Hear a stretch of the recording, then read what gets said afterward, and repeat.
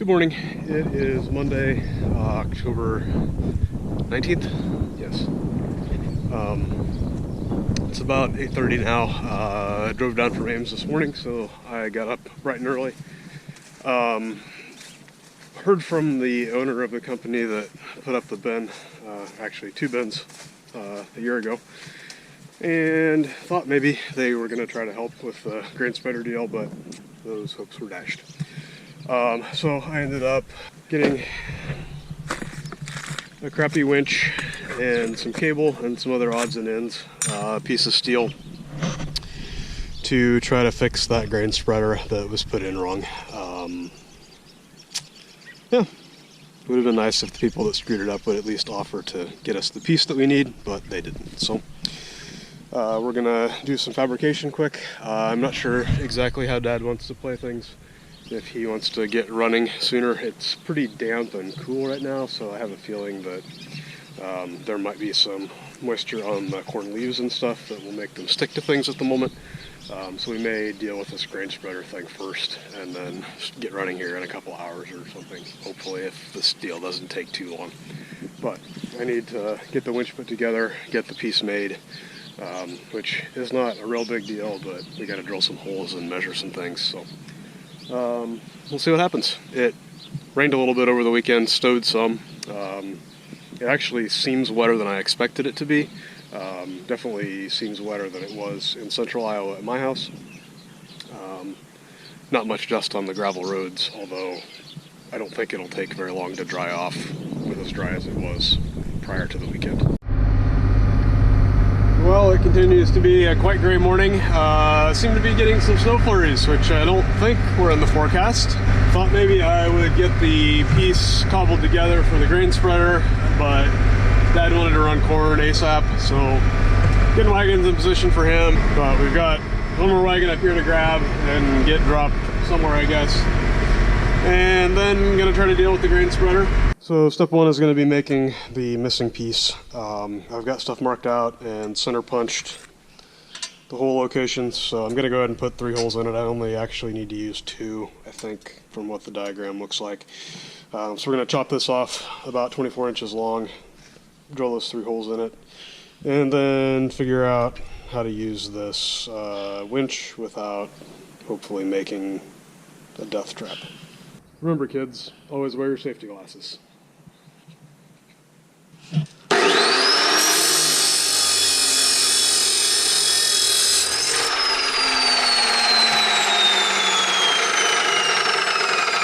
Time to drill some holes. So we're drilling undersized first, and then we'll get the final size. I probably might be able to actually drill these out to, it's a 3/8 bolt, so we'll go a 32nd over that at least to allow a little bit of slop. Probably with decent bits and the new chuck in this, I could drill that in one shot, but things wander less, like the bit wants to move less if you drill a smaller hole first. So this is, I think, about 5/16 or so that I've got in there. So we're gonna drill our 3 holes, double check that we're pretty close to dead on with positioning for the distance between them, and then drill them out to the larger size. We've got a piece of steel turned into the missing piece, or something closely resembling it. From the picture, it looks like there might be supposed to be a washer or something welded here that you can put a bolt on the bottom end, but can't really find a picture of the piece at all, and since the dealer's not really being helpful, hopefully that'll serve the purpose, I guess. Can't be any worse than what it's been doing. So the next order of business is figuring out something on this winch. So I need it basically mounted either to the edge of the ring at the top or attached to something that I can bridge across. I need to be able to have the cable go straight down without hopefully dragging on anything too bad, and I need to be able to turn the handle full circles. So not sure exactly how that's going to work yet, but we'll figure something out. Well, here's what we came up with for a contraption. Honestly, if I had to do it over again, I would probably not buy this winch. I figured it was going to be a little chintzy, but wow.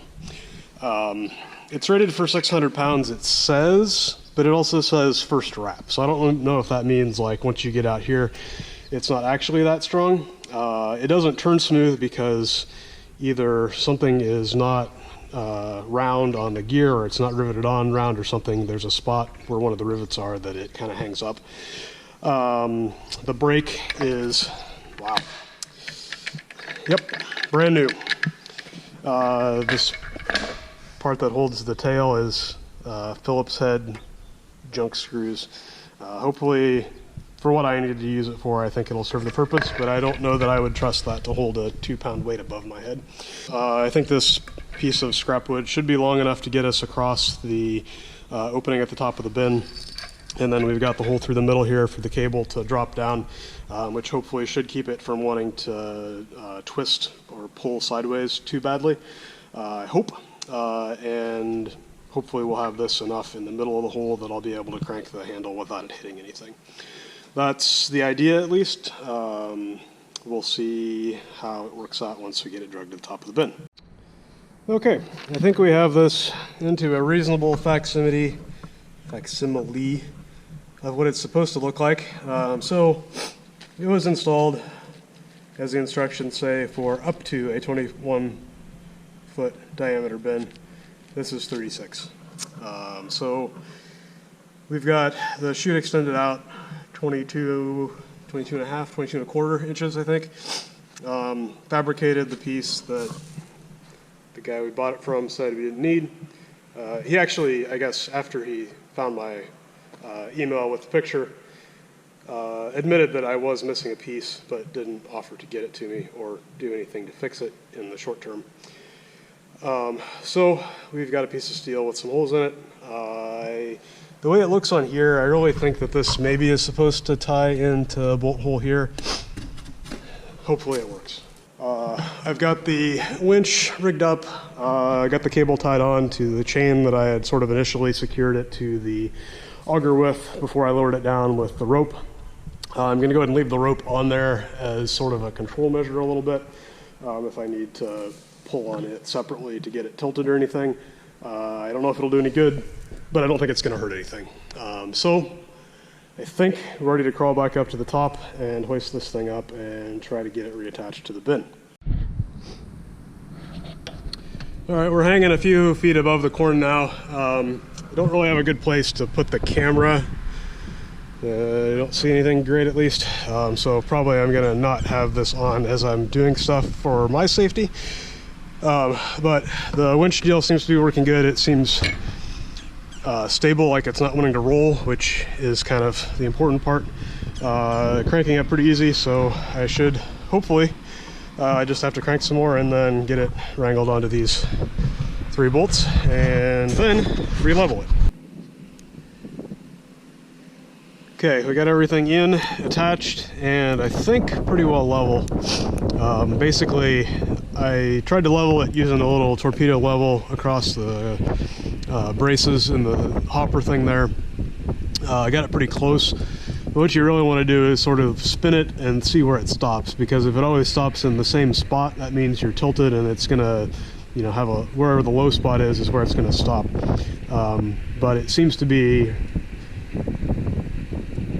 right now I've got it to where I can sort of just bump it and it'll kind of coast to a stop, but it doesn't coast to a stop and then turn around. So I think we're pretty close. So I think I'm ready to call this piece of the project complete. I think we're pushing lunchtime, so nothing that I enjoy doing more during the busiest time of the year than spending a solid half day fixing someone else's incompetence. Adapt and overcome. I think I'm planning to move this auger because where it's at next to the trees is going to be not the handiest for dumping into with wagons, and I think I basically decided that it's probably going to be easier to use wagons on this field than try to shuttle stuff with the grain cart. So I need to go home and get the tractor and get that moved, and then probably it'll be lunchtime. So having owned a service-based business for a little over 20 years now with employees and all of that, I'm not the customer is always right type of a person. Customers are sometimes wrong, but there are ways to handle situations and ways not to handle situations. And even if the customer isn't right, you should be pretty careful telling them that they're wrong. You should apologize when you screw up, and you should take responsibility and try to find some way to fix it. The company that we've dealt with on this bin spreader, none of those things, unfortunately. And we'd had pretty good luck with them in the past, so it's been sad and disappointing, to say the least, to have this experience. It is what it is, I guess. I hope that I'm not done building bins in my lifetime. Probably the next one won't come from Atlantic. So I've dumped 3 wagons, plus a little bit that came off the combine, so maybe 2,000 bushels. Since getting the spreader changed, it's better. You can kind of see there's a line right here that I think is kind of where that outer stream of grain is not hitting, which is a whole lot better than it was, because before that would probably have been 6 feet in, I would guess. It's still a little high in the middle. Better, I guess. Grain spreaders. The only thing that makes them good is that they're better than nothing.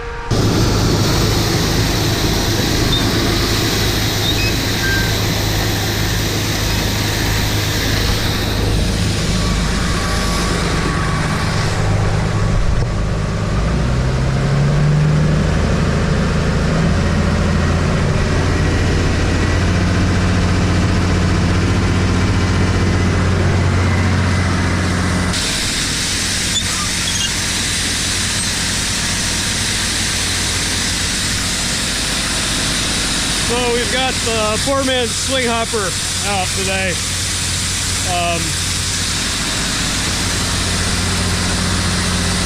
Dad had this set up previously with this piece of inner tube, but basically metal hopper.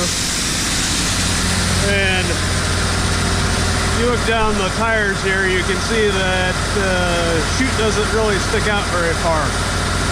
So you had to pull fairly precisely, close enough but not too close, in order to get the grain in there. So a few years ago I made this out of some scrap wood, basically just to create a deeper trough or spot to be able to pile the grain up, and then basically hopefully flow into the auger and then just tip it up with whatever's in the wooden part to get it into the auger. There's a reason there aren't very many straight augers around anymore, new at least, because I think once you've used the swing hopper, you don't want to mess with one of these anymore. In my opinion, swing hopper, probably worth the extra money. You spill a lot less. I mean, all of what I ran through the 13-inch auger, I spilled less grain than I have with 3 loads today. The other nice thing about at least my swing hopper, most swing hoppers, is that basically the tractor stays hooked onto the auger and you can move it easily. So the grain flow is hitting the spreader pretty well, but I'm not hitting dead center as well as I would like to. I really need to move the auger away from the bin about 6 or 8 inches probably. But to do that, I have to unhook the PTO shaft, pull the tractor around, pick the auger up with a chain, dig out the hole, pull it forward, put it back, pull the tractor back into position, hook the PTO shaft up again, and then I can try unloading another load and see if it's where I want it. Not the easiest or most convenient setup, but the auger is in good condition, serves the purpose, so we're going to deal with it.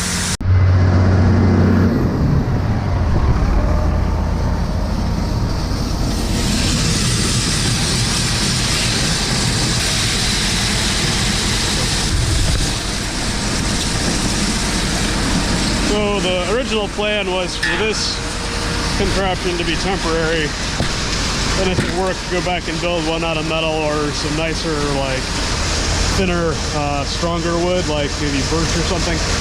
That didn't happen. That was 5 years ago probably. The main key is basically there's some notches on the corners here that lock into the corner of the metal parts, and then we have the sheet metal flashing, basically that overlaps this edge. to try not to spill too much grain underneath. We are having a little bit of trouble today with grinding the corn more than we would like. It seems to be just the way it is. A lot of this corn is really drier than we would necessarily love it to be. I mean, it's great for storage, probably not as good for harvest loss. So it seems like we're getting a lot of broken kernels and fines, both coming out of the back of the combine and to a lesser extent in the wagons as well. Not really seeing whole kernels on the ground, which is good. I mean, we are seeing some because we're getting some head shelling, mostly the butt kernels off the bottom of the ear of corn. When that stalk gets pulled through and the bottom of the ear hits the deck plates, a lot of times you'll bust those lower kernels out because they're often not very well attached. There are benefits harvest loss wise to taking the corn out at a little higher moisture. You do have more drying expense and whatever. Probably can't make it pay to take it to the elevator at 20% plus, but if you're drying with your own setup, you do get a few more bushels in the tank, I think. Otherwise, things seem to be going pretty well. Combine seems to be doing a good job. Finally, pretty well got the corn head to where I'm happy with it. So this is my 5th season farming, and when I sort of started, I figured that I may not have the farming skills to grow more bushels than the next guy, but I sure could try a little harder to get every bushel in the field into the combine. So we slowed the auger down on the corn head so that it didn't pitch ears out the front. Put a wedge kit on it, which helped quite a bit also, and then also kind of did some modifications on the stock rolls, built them up and put a window in so that hopefully they pull the stalks a little bit farther back, or the stalks get back farther in the rolls and hopefully ground up a little bit more or crimped up a little bit more so that they have more spots for moisture to get in and cause decay, or be able for insects or microbes or whatever to crawl in there and eat away at things as well and get the nutrients out of the stalks cycling back into the soil. Things are moving forward. The spreader is working significantly better than it was. Not perfect, but better. So we're going to go with it for now. I haven't taken a lot of video this afternoon because honestly it's just been dumping corn into the auger. But I was going to show off the nice beeswing drift we have going on here. So this is all the... he's not smart of me. All of the membrane off the cob that it'll be kind of stuck to the tips of the kernels, and since the wind is blowing sort of towards the wagon, it's blowing it out as it falls into the auger. There's a lot kind of around the bin too. So usually, even though the corn we're putting in the bin is dry, we're still running the fan, mostly to try to blow some of the beeswings and fines and stuff out. So like I was talking about earlier, we're grinding a little bit, which we would like to not be, but I don't think there's anything we can do about it. But you can see here, all those are little pieces of corn kernel that are broken apart and are light enough that the fan air is carrying them out, basically through the vents or through that center hole in the top as the corn's falling down. I think I ate some. But it's about to get dark, I think. We're about finished on the patch that we're working on, so probably, I think we'll probably finish that chunk and then quit. Don't have too much left to do tomorrow, but want to make sure we get the yield monitor calibrated so we kind of hopefully have a pretty good idea how many bushels we have in some of these grain bins, and how many bushels came out of the field so that we can report that for crop insurance. Back and forth. Go look and see how the spreader's doing before we start putting any of this load in, before the dust gets all stirred up in there. Still low by the wall and high in the middle. Some of the high in the middle probably might be a little bit of corn spilling over the hopper, I guess you would say, at the top of that spreader. but not really bad. I mean, better than it was. Not that it would take much. Still gonna take some shoveling to get it evened out, but it at least is distributing the grain to some extent. Welcome to my life. I did finally turn the lights on. It was getting dark enough I couldn't see.